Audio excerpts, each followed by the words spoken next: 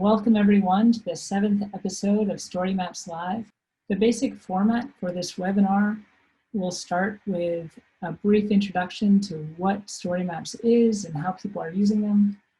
We'll then hear from our featured storytellers, Miriam Olivares, Jennifer Marlon, and Lauren Kim from Yale University.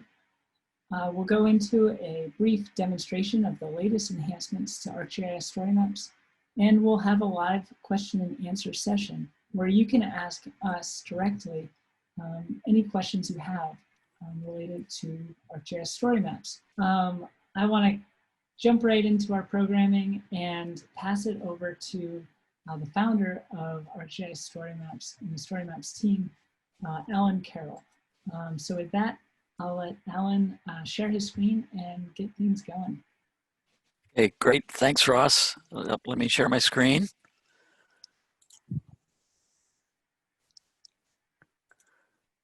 It's great to be with you. I'm going to move relatively quickly. You're seeing my screen with what's a story map? Looks great. Great. Okay, thanks. Yeah, we're really excited about today's program, and the last thing I want to do is monopolize things. But I want to cover a few basics just to make sure that everybody's familiar with the very, very basic stuff. So, what is a story map? Story maps combine interactive maps that are hosted, often made on Esri's cloud service, ArcGIS Online, with your multimedia content. So, photos, videos, audio, and text, of course, to tell stories about the world. And we're seeing all sorts of stories about every corner of the world that you can imagine and almost every topic, which is really exciting. They work on a variety of screen sizes. So in other words, they're responsive. It's best to author stories on larger screens, but you can view them just as well on mobile devices and tablets as you can on big screens. The secret sauce of story maps, as far as I'm concerned, is that they incorporate these interactive builders, and the heart of our builder experience is this block palette. So imagine each one of these items as a building block toward a story, and you can assemble and rearrange these blocks in various ways, including several immersive multimedia experiences that you can mix and match within stories. Story maps are hosted by Esri on ArcGIS Online. That doesn't mean we claim any kind of ownership to your content. It's just a place where these things can park and be served up from. We started several years ago. Actually, I've been at Esri just a couple of months short of 10 years after 27 years at National Geographic. And it's been a thrilling ride so far for these first 10 years. We started by creating this series of what we now call classic apps that presented different ways of interacting with or presenting multimedia content in combination with maps. But a couple of years ago, we realized that we needed to go the next step and create a second generation storytelling capability called ArcGIS StoryMaps, and we're proud of it and excited about it for a bunch of different reasons. It's got updated design, we've optimized the performance, especially on mobile, but perhaps most importantly, we've combined those various user experiences that used to be segregated into these separate apps into one user experience. So that means you can do all sorts of really interesting mixing and matching of experiences within your stories. It's been really exciting to see how story maps have grown in popularity. We've gone from 120 in 2012, and we're now just a few thousand short of 1.4 million story maps hosted on ArcGIS Online. And in addition, there are many more that we can't count that are within enterprise systems. It's also been fun to see lots and lots of top drawer organizations using story maps. So the Nature Conservancy, IUCN, Audubon in the conservation realm, many different federal agencies like EPA and NOAA, each of which has published hundreds of story maps, well over 1,000 story maps. Library of Congress has a cool program. Lots of nonprofits like the Royal Society for Protection of Birds and Doctors Without Borders, etc. Smithsonian Institution, many, many more, and of course, many, many colleges and universities as well. And if I were to add their logos, we'd be scrolling for a long time. And an increasing number also published by my alma mater, National Geographic. Story maps, I kind of have to confess, we developed story maps without really thinking that much about their use in the classroom and by educators and students. But that, to our great pleasure, has really taken off. And so now, at least the last time we checked, and this is a few months old, we've seen more than half of the story maps are come out of the education realm. So that probably means lots of students are creating story maps in their classroom. So the education related story maps seem to outnumber all other story maps combined, which is, I think, pretty cool. We'll get later into where you can go for information, but our basics, our main landing page is at esri.com/storymaps. I'm going to run through just a handful of many, many uses of stories in the interest of time. Perhaps most important is for public engagement. So that's what NOAA and EPA and NASA and many nonprofits are using story maps for, to just let people know about important topics. Sometimes that that tips into the arena of activism. Fortunately, we don't have too many story maps put out by extreme groups at this point, but lots of people who are passionate about causes, everything from environmental justice to indigenous rights, et cetera, are using story maps as a platform.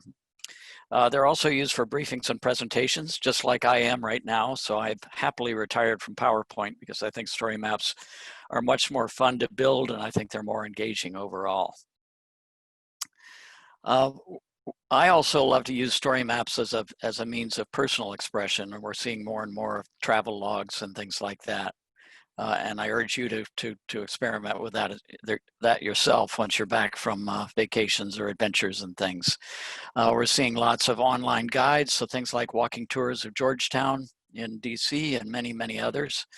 Story maps simply as collections of maps or mini atlases. These last two especially make use of our collection page, where you can aggregate a series of story maps so that, for instance, emergency responders have one place they can go to find a series of resources. But finally, and of course this isn't all the uses, but finally story maps are being used so much in the education realm, both in K through 12 and in higher education. And that really thrills us, and we're actively working on thinking about ways we can be more active in supporting the use of story maps in the classroom. But we feel they're a new medium. Young people and students love them. They're a much richer alternative to social media, which can be so relentlessly superficial. They're powerful and empowering. People love to see how easy it is to put together a sophisticated narrative. And they've also served as a kind of gateway to this geospatial realm. So a lot of students start with story maps, and then they discover the power and wonder and excitement of maps and geography and go on from there. So with that quick introduction, I'm going to turn it back to Ross, and we're going to move on. Thanks. Great, thanks a lot, Alan. So with that, we're going to transition over to my favorite part of this webinar, our featured storytellers. So our featured storytellers today are coming from Yale University. We're really grateful that they're able to take time to speak with us all. So first we've got Miriam Olivares, who's the GIS librarian at Yale University. We've also got Professor Jennifer Marlon, who's a research scientist and lecturer at Yale School of the Environment and the Yale Program on Climate Change Communication. And we've got Lauren Kim, who's a senior at Yale, majoring in environmental studies and urban studies. So with that, I'm going to turn it over to Miriam Olivares. Thanks so much. Thank you, Ross. So let me try. Hopefully we'll do it at the first time. And there we are, right? Looks great. Okay.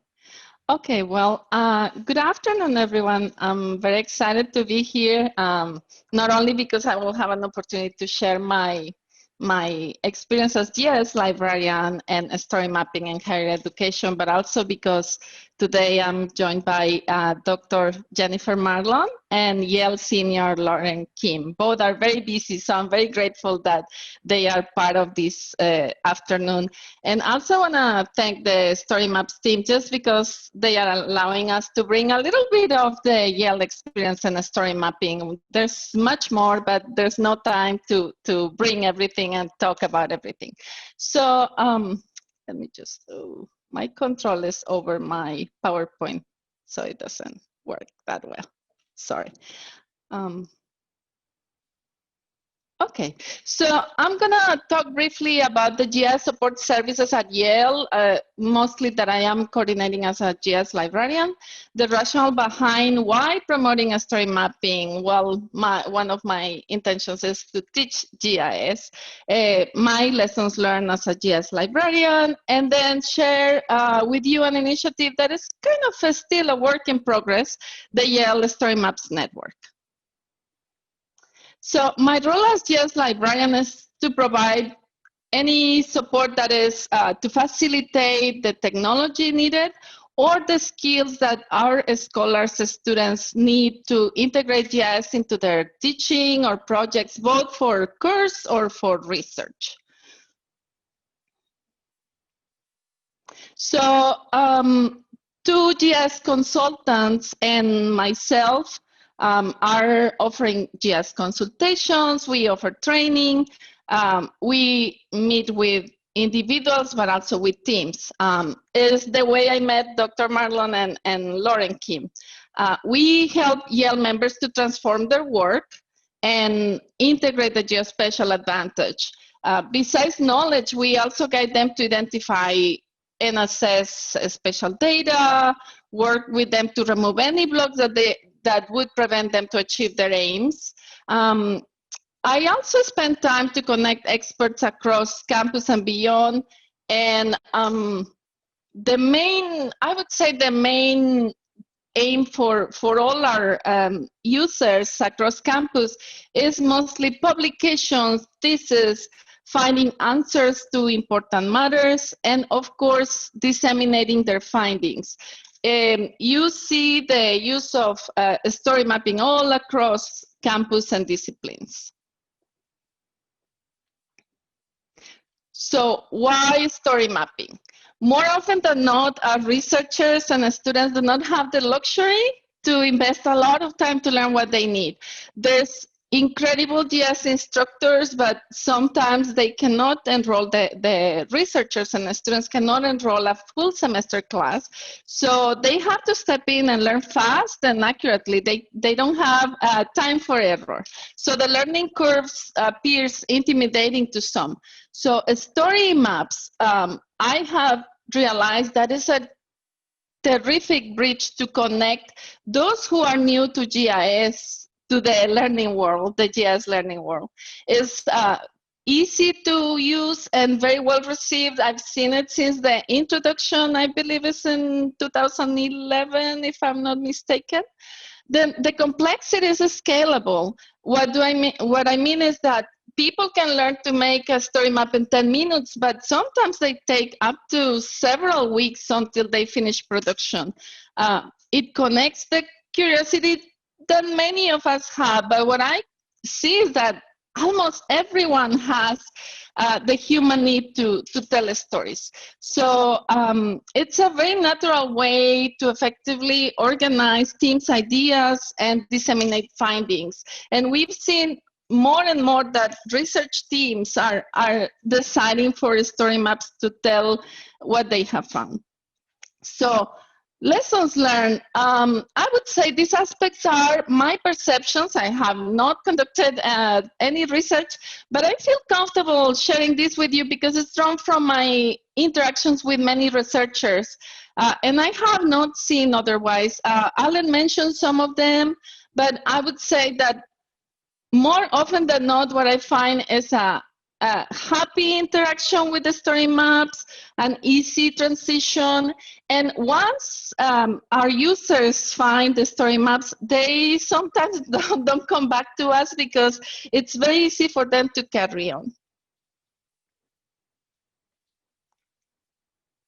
Okay, so as part of our idea to promote the story maps as a means to increase GIS learning across campus and groups, we launched a club, and for now it's led by us as staff. but we hope it becomes a student-led organization. One of the reasons is ownership. It's important. Another thing is that the activities in the club reflect the needs of the students, which is obviously easier for students to identify what their peers want. And also because as part of the clubs, they get some funding so they can do extra activities, or right now during the pandemic, they might not have food, but it's always good to have a gathering with some nice food. One group that I am particularly interested in increasing usage of story maps is undergrads, and I'm going to share with you some historic demographics of registration and attendance. This does not include dozens and dozens of story maps activities that have happened in credit-based courses that faculty members have chosen to embed a story map. One group that is doing an amazing work to help faculty members to integrate story maps is the Digital Humanities Lab. And also in other places, like today, you will see Dr. Marlon presenting for her group. So my last slide just has a link, because I'm gonna,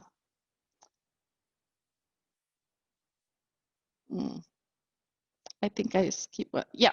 So I wanted just to share this link. There's a lot more that I can share as my work as GIS librarian and how story maps make my work easier. But please, I have my email there. And also I'm gonna move to the, I'm having some issues with my PowerPoint, but I'm gonna move to a story map that we created for the Story Map Club, which is the story map, Yale story map. Ooh. Okay, so this is a story map that, again, is a work in progress. I just want to show you some things that we are highlighting, mostly to get a little bit of more presence and understanding of how people can join. For instance, here we have featured a couple of story maps. This one in particular, I find it interesting because Dr. Karen Cito and Meredith Riva wrote a wonderful book I have here with me. I don't know if you can see on my video. And they decided to create a story map of their book. Are you looking? Ross, I'm sorry, can you confirm that you're looking at the story map? Yeah, yep. Okay, sorry about that. Okay, the next one I want to present, during the summer, we had an initiative to map COVID data, and we invited researchers across campus. The SAGE Center for Health and Justice joined our initiative, and they've been working the entire summer in this incredible research for justice and the criminal justice system. And at the end, they decided the best way to disseminate their findings was through this story map. So I'm going to share the link at the end so you can see that. One former student, I am very excited, I think she attended today, Tien Tran. She decided once she graduated to put her entire thesis into this beautiful story map, or maybe not the entire thesis, but an aspect of her thesis into this story map. Then, as you can see, some of the events that we have organized in collaboration with other units across campus have been very successful. And then Lauren Kim has said yes to a request to help us as an ambassador to bring undergrad students into this movement. And we are very excited. We are just starting working. It's kind of the inauguration for this second part. We still need to talk to our partners across campus, but the next thing we want is we need to recruit a graduate ambassador.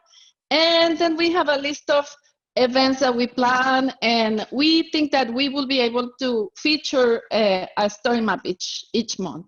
So this is all I have. I'm gonna stop so we can see amazing things that Dr. Marlon and Lauren have done. Thank you.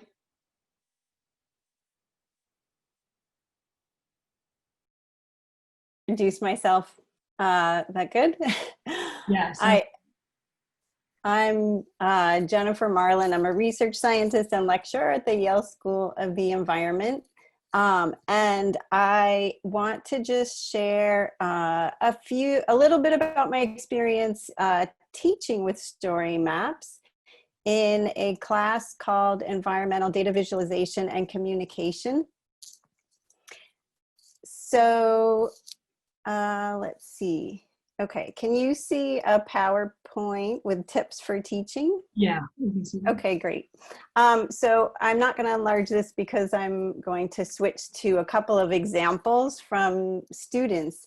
And I want to just get straight to the tips because I really appreciate using story maps in teaching. So this class that I'm teaching is for master students, but it also includes undergrads. And I've taught it 2 times. I'm about to teach it a 3rd time in the spring. And the idea behind this class is to help students get comfortable working with data and numbers because the idea is to use science to inform decision making. A lot of these students are going to go on and work in the nonprofit sector or the private sector or for government agencies and try to promote the use of data and science in decision making related to environmental issues of all different kinds.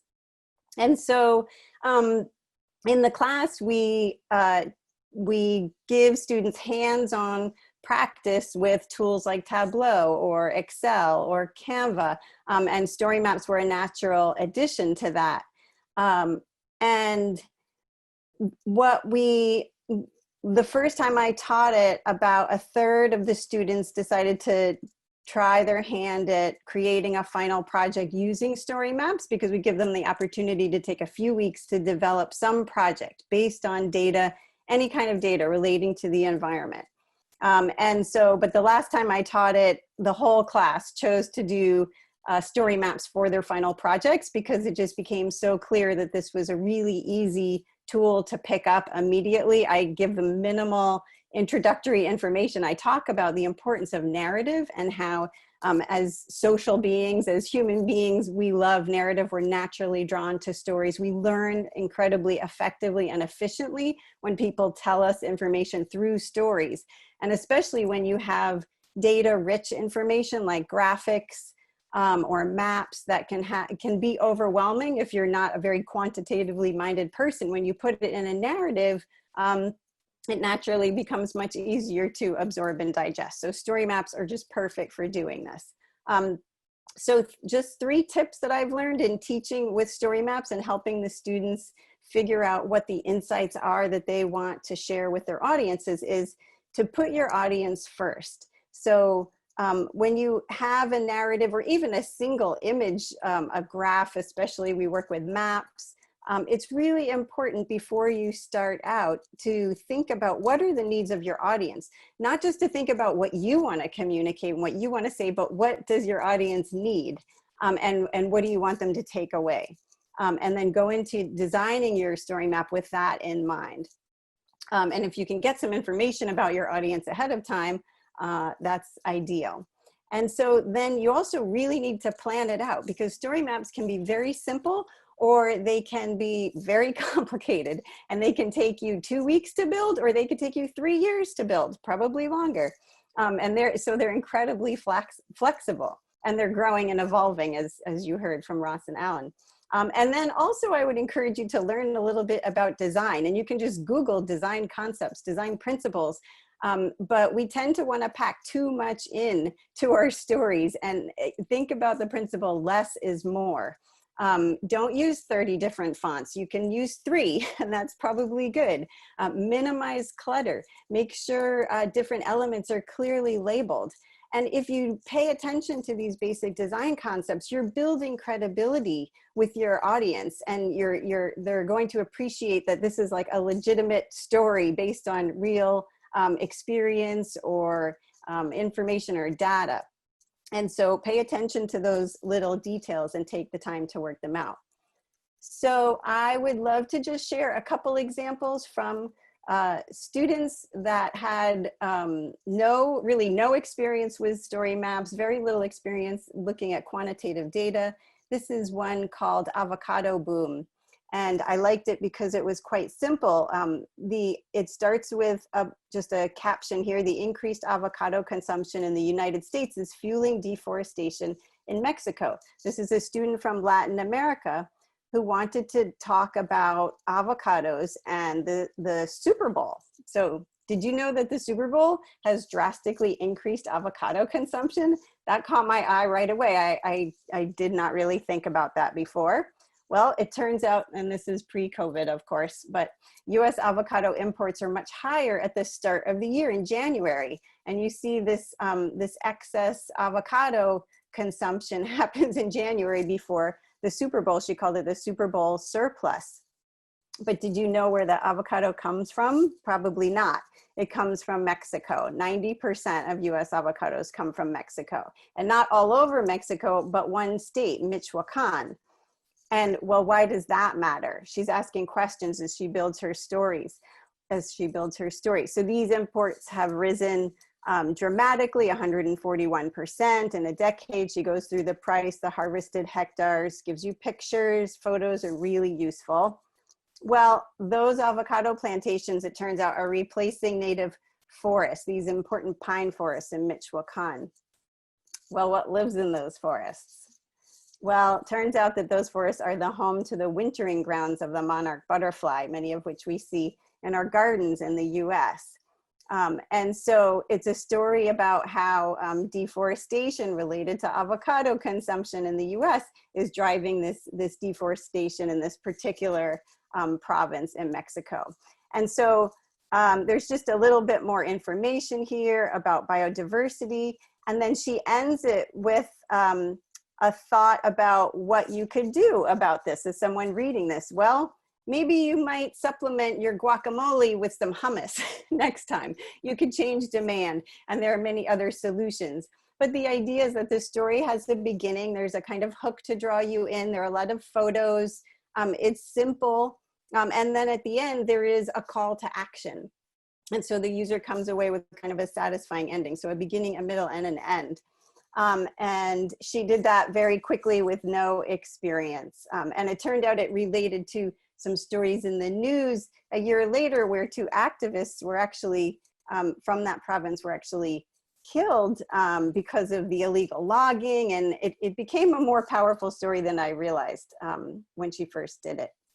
So I just will show another example from a student very quickly about the Burmese python, the snake that conquered Florida. This was more mapping intensive.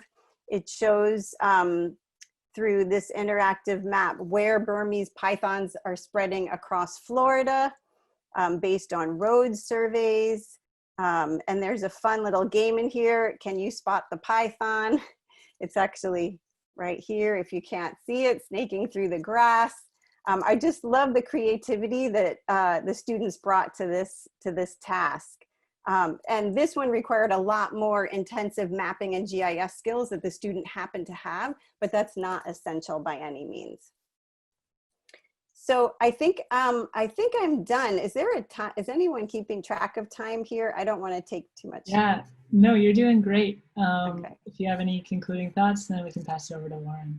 Okay, that's good. I'll leave it here. I have one more example. It's a link that's shared, I think, in the chat maybe, Yep. about the Arctic National Wildlife Refuge. I'm not going to show it because I want you to hear from Lauren. Thanks.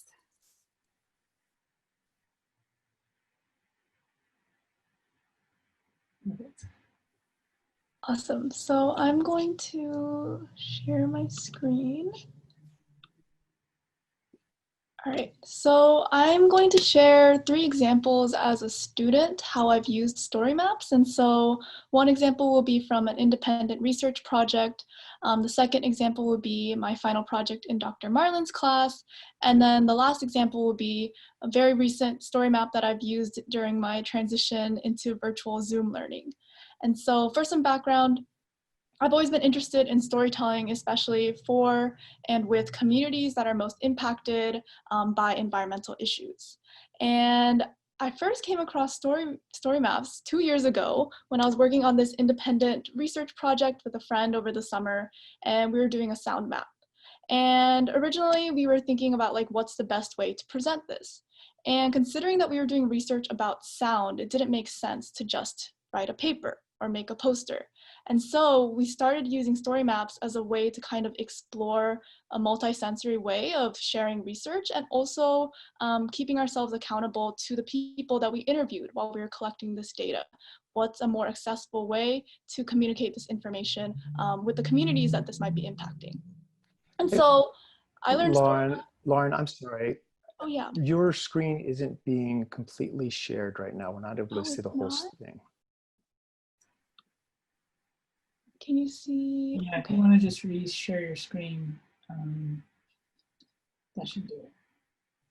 Okay, let me try one more time. Is this better? Yeah, that works. Great. Awesome. Thanks for letting me know. So yeah, I'll just give basic overview. We like hiked all of these trails and collected data, and you can see the green is some of like the quieter spots of the park, and then the yellow is more louder spots where there's more tourist activity. But my foray with story maps was very much a lot of Googling, relying on the Esri blogs, and a lot of trial and error. And it was a lot of fun because I saw the creativity and customization that you could have with story maps to tell a different story. So one thing we wanted to do was embed sound. And so we collected sound clips from the different parts of the park where we were taking surveys and data, and then we tried to find a way to incorporate that into our story maps. And so after having this really great experience using story maps in an independent research project, I struggled a bit at school because there's not an explicit like geography major at Yale. It was hard for me to find a GIS community, but through Miriam and Jen and taking other classes, I've gotten more connected with the community. And so the second story map that I want to share is related to a class that I took with Dr. Marlin. Let me see if I can share this. And so this one is using the updated story maps, and it's about indigenous fire knowledge. And so thinking about the wildfires in California right now and how practices of prescribed burning were historically banned and what it means to revitalize that indigenous fire knowledge. And so with this one, I had a lot of fun using those tips that Dr. Marlin shared to kind of craft a narrative. And for me, the narrative was really centered around the Kuruk tribe, which is based in Northern California, and their ways of knowing. And so I wanted to be very intentional with how I represented indigenous knowledge, traditional knowledge in a story mapping format. And so one thing I had a lot of fun with was thinking about how you can play with color and these kind of panels, right? So if you think about using a black background along with the black format of a story map, it kind of gives you this more cohesive look to your story map, which tells a story. You could even show like two different types of the same data, but one in like a graph format, one in a spatial format.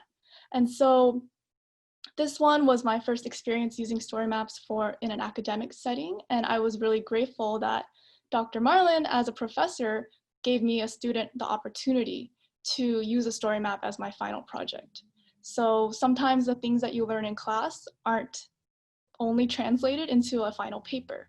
And so for me, being able to translate what I learned that semester and a topic that I really cared about into something as accessible and also visually stimulating as a story map was something that I'm like really grateful for as a student.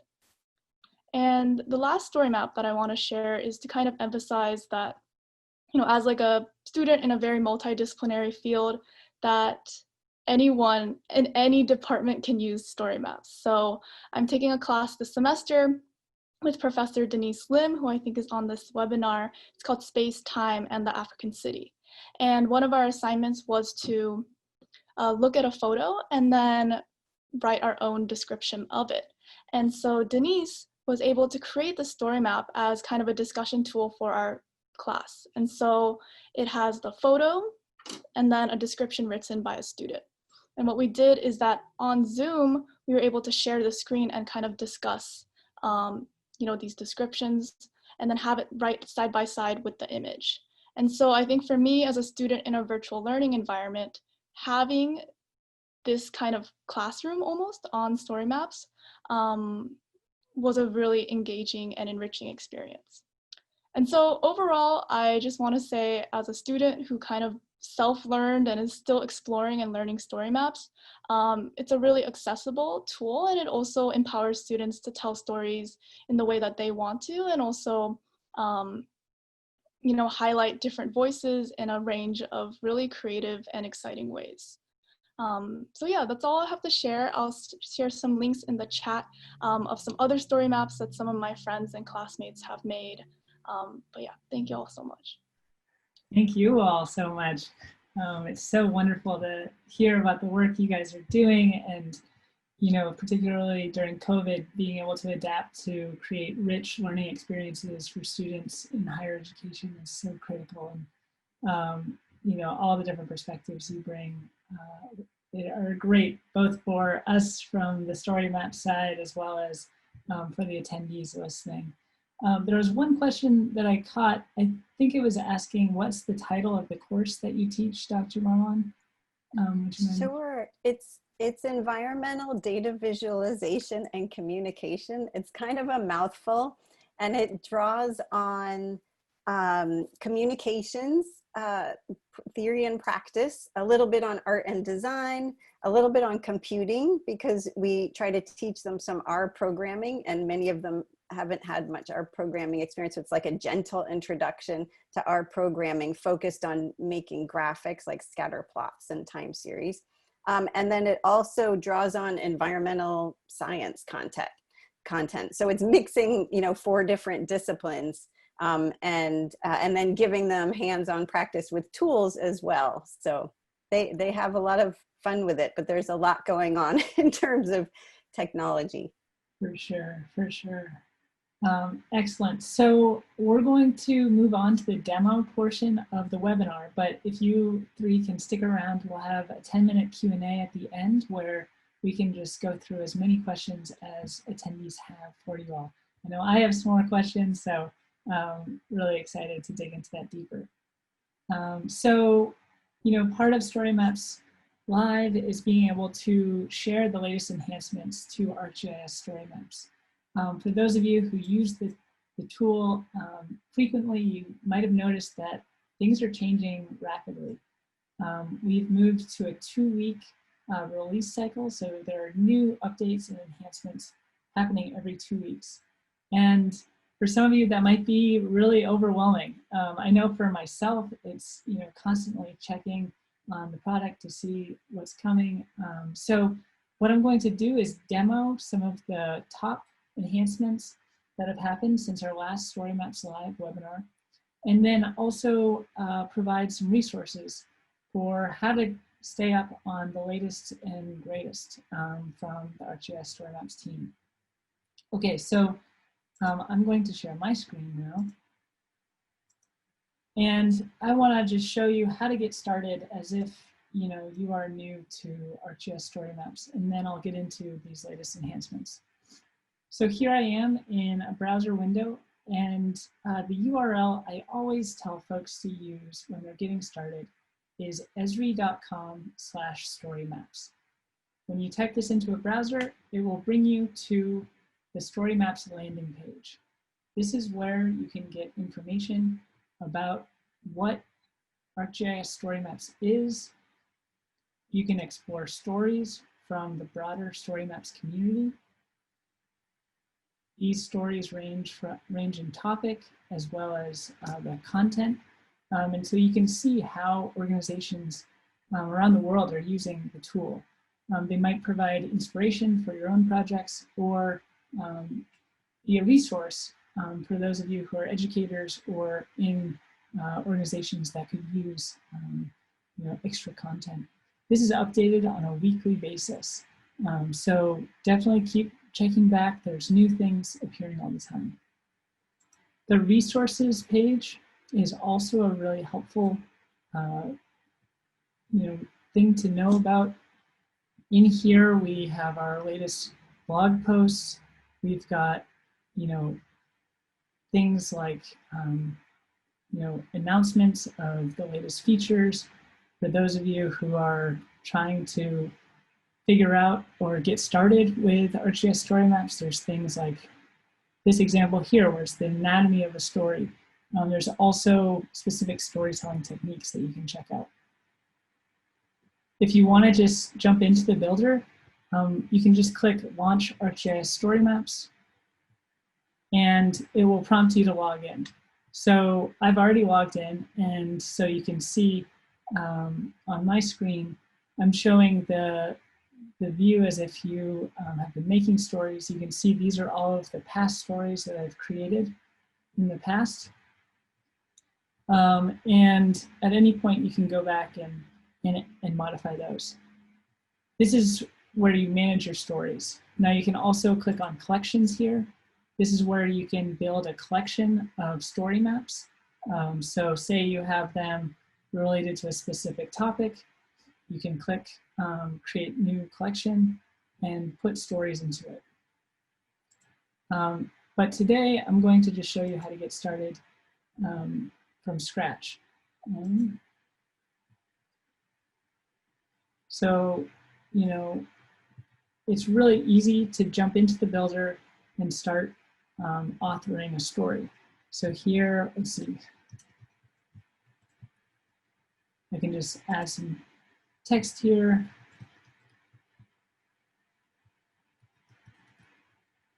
I can change the byline. And really how you assemble a story is through these content blocks. Content blocks range from text to graphics and buttons, multimedia, audio is integrated directly, maps, you can embed outside content into a story, and then we have these immersive blocks where you can create special user reading experiences. I'm not going to go in depth on how to assemble a story or any of those specific blocks because I just want to focus on the latest enhancements. These are things that everybody should know that we've been working on. If you want to learn about those various elements, I would recommend going back to that link I shared earlier, esri.com/storymaps. And in there, you can go to the resources and dig into those blocks. I've created a story map with live content in it for this demo, just to move things along a little bit. And so I'll just be showing the latest enhancements to ArcGIS StoryMaps. So first, there's a new workflow for adding and changing images. So here I've embedded an image in line in a story. And typically to be able to add a new image, you would have to delete this and then locate the next one and put it in. Instead, you can now replace this image really easily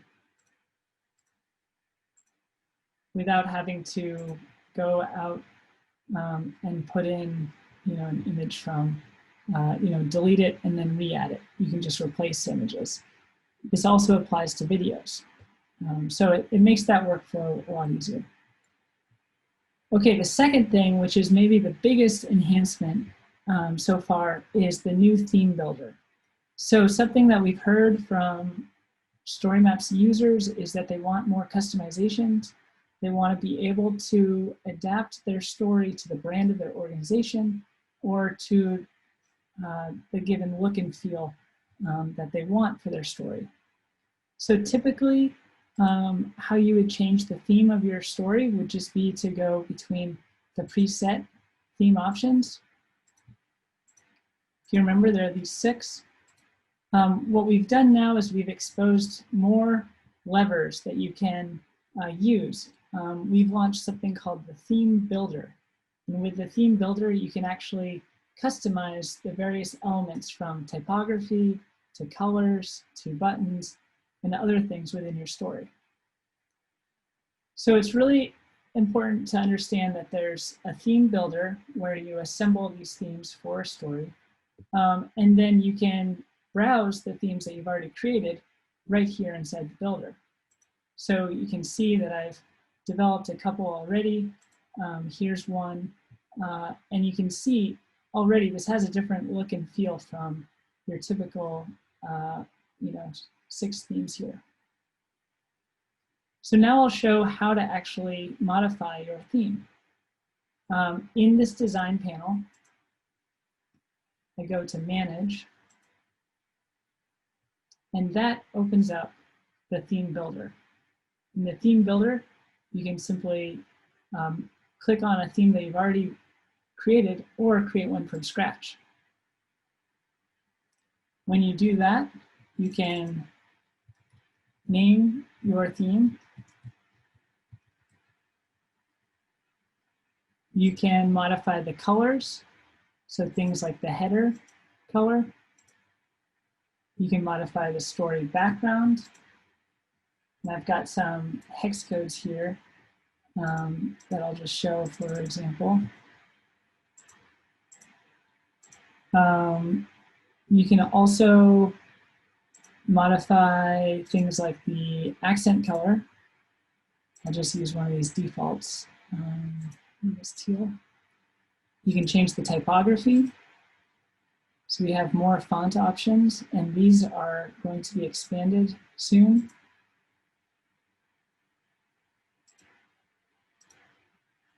You can change your text color. I actually happen to like this text color, so I'll just show you how you can do it.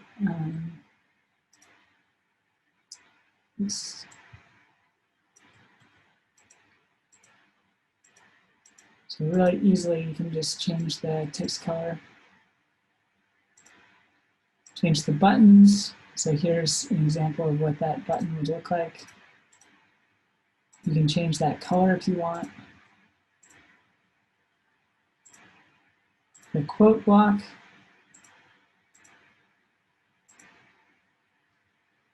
And the separator. So once you're done, you just click Publish.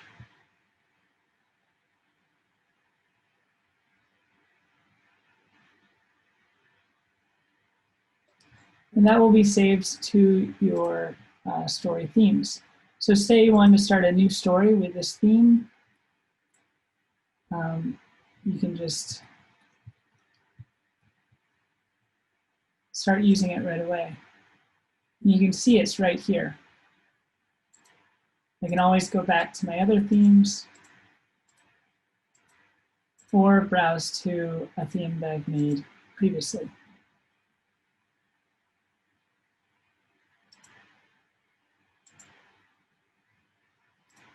Excellent. So I'm just going to go back to the summit theme and keep moving forward.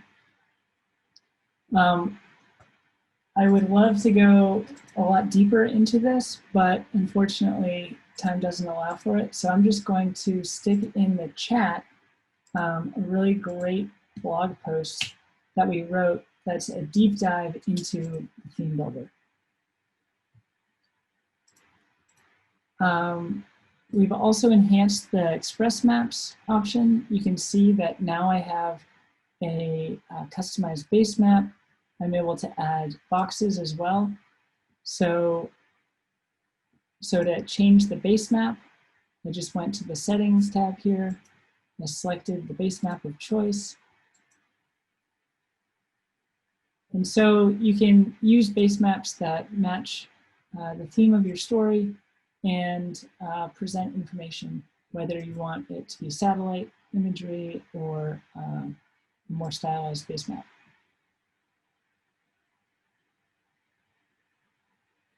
Another feature that I think will be helpful for individuals is this simultaneous editor warning. So those of you who are educators out there, you probably have, you've probably wanted to assign group projects to students, and you've had to figure out different workflows for doing this. And so we've been listening to that feedback, and we've been working to make it easier for group projects and sharing between individuals. We wrote a blog post recently about this that my colleagues can stick in the chat window, but we've also have the simultaneous editor warning.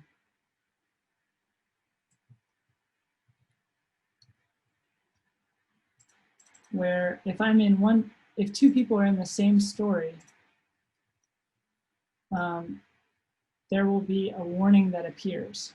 So what I just did was I opened the same story in two different tabs, and it will tell you who's editing it. And then it will ask you, do you want to overwrite the other author's work, or do you want to exit the story? So if you have a story that you are working on with other individual, and you're both editing it at the same time, you won't lose work anymore. This will help protect students and staff and other users of StoryMaps to avoid losing work. So here I'll just exit the story and it will get me out of it. And then I would maybe contact the other person who is using it and say, hey, I'm going to go into the builder and start editing the story. So those are the most exciting enhancements that we have time for me to share today. I want to just mention that you can also get to that theme builder by clicking on your icon in the upper right and clicking on themes. So definitely spend some time digging into that. I also want to share another link with you that's from our blog, and this goes through the latest updates from September. And so for those of you who don't know about our blog, I'm just going to post that in the channel as well. This is one of the best ways to get updates on the latest changes to the product. Let me just put that in the chat as well. So definitely keep checking that. And I want to make sure we leave time at the end for our Q&A session. Now, I just showed these 4 enhancements: the replace images and video, the theme builder, express maps with custom base maps and new drawing tools, as well as the simultaneous editor warning. I'm going to launch a poll right now, and we'd love to hear from you in terms of which of these features you're most excited about. And once you finish the poll, feel free to add questions to the Q&A section. We will answer those questions live. I know my colleagues have been standing by on the chat and the Q&A, answering questions throughout the webinar. But this is a chance for us to talk with our featured storytellers and get more feedback.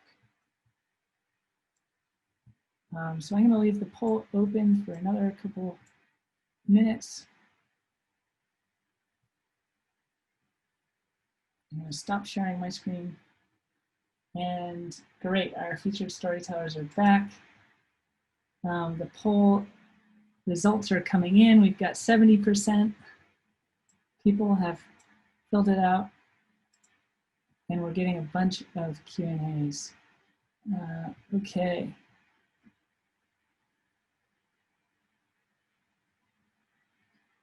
Okay, so the first question for our featured storytellers is, how can students be best supported by the StoryMaps community? One of the questions is GeoMentors as an idea. Maybe Miriam or Warren or Dr. Marlin, if you have thoughts on that. I think support on campus is not that time consuming, I would say. We are not a big team.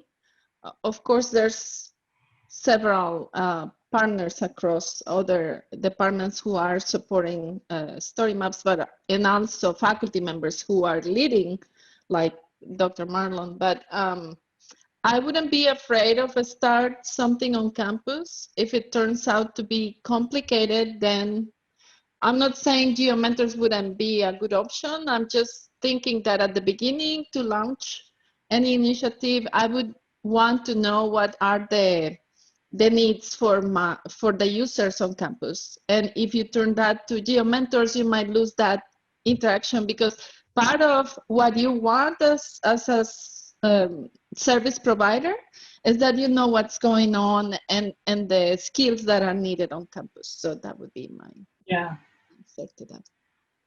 Yeah. But GeoMentors are amazing. I mean, Thanks. all about that. Yeah, another great question was geared towards the Yale folks. I don't know if you've seen it in the chat, but essentially it's getting at how story maps can be helpful for other departments. So not just, you know, environmental studies or forestry or kind of the environmental fields, but, you know, other departments on campus. So those like aeronautics, physics, hydrology. And I know, Miriam, you talked a little bit about digital humanities, but I was wondering if Dr. Marlin or others, Lauren, if you've taken other classes that you could see this being, you know, helpful in. I can just say very briefly just to that I've been surprised at how the humanities actually seem to have taken the lead in many cases in these kinds of endeavors. Anything that has imagery, because everything is being digitized now, images from all different disciplines and texts are being digitized, and artifacts, photos of artifacts.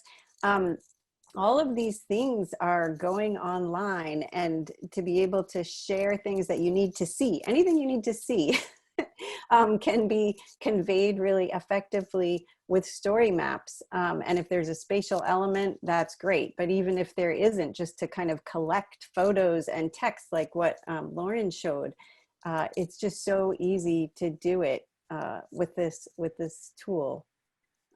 Yeah. They've kind of taken the lead at Yale, but you guys might have more to add. A couple of years ago, I visited Wesleyan University, and I met with the Italian professor, and she was assigning her students story maps. I said, "Why are you doing that?"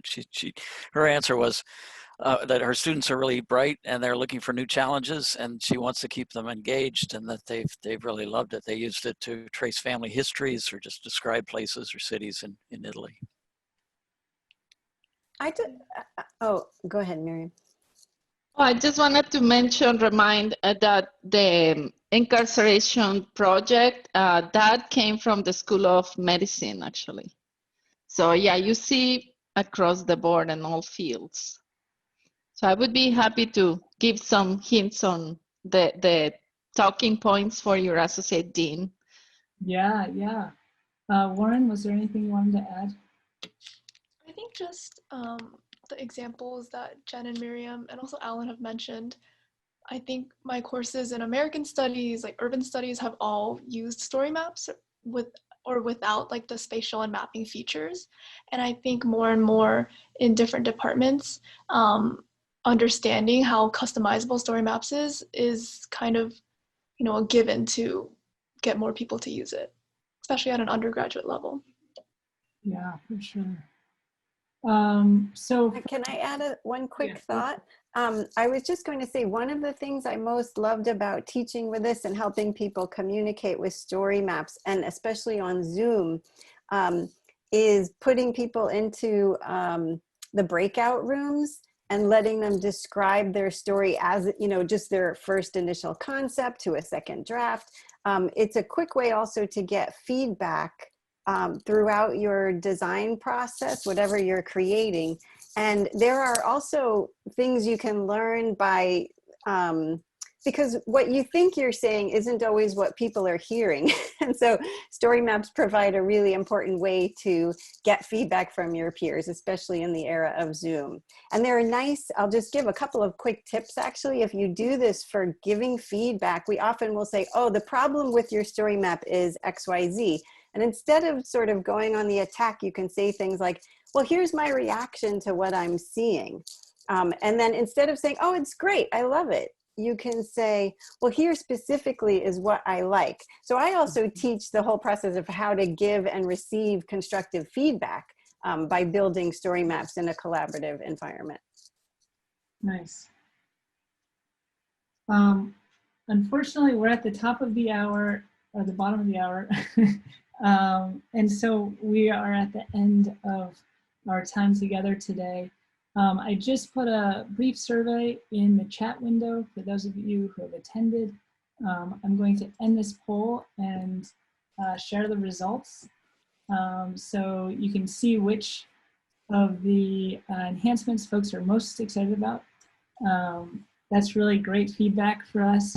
And feedback that you provide in the survey that we just put in the chat window helps us improve ArcGIS StoryMaps all the time. So please take a moment to fill that out as well.